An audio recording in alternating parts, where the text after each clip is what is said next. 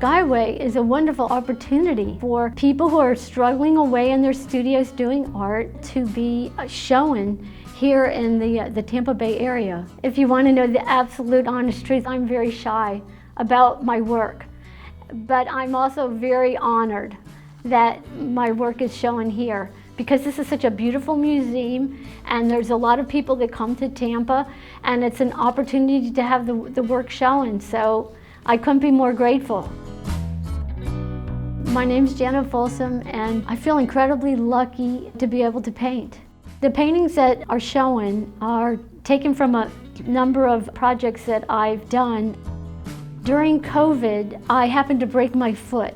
That is why there's two paintings. One's called On the Front Line, the doctor's office, and the other one is called Professional Healthcare Work. But because my foot was broken, I had to actually go in and get my foot x-rayed.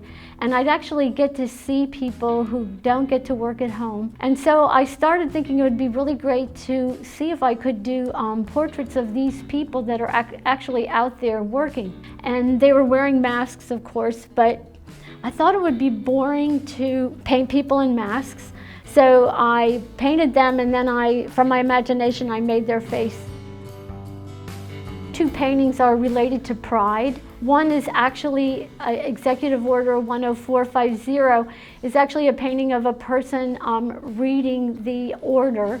It was signed by Dwight D. Eisenhower in April of 1953, and it states that dishonest, immoral, or notoriously disgraceful conduct, including sexual perversion, is grounds for firing any federal government worker. And this order opened the door for government agencies and the military to fire and publicly out suspected homosexuals.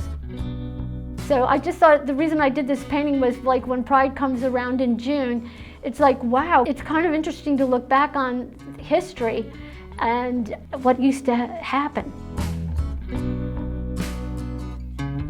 The Americans, it started out, it was supposed to be a family portrait. When I started painting, I just started thinking as I was painting, in Pennsylvania, the minimum wage is still, even now, $7.25 an hour. And so how this painting came out was, I think it actually ends up capturing the anxiety. The person who's supposed to be supporting the people doesn't have the education and they don't have the job skills to actually get a job where they can actually support this family. And I never let them see the portrait because you know, they were hoping it would look like something from a photography studio, and I was like, oh dear. These are such stressful times for people.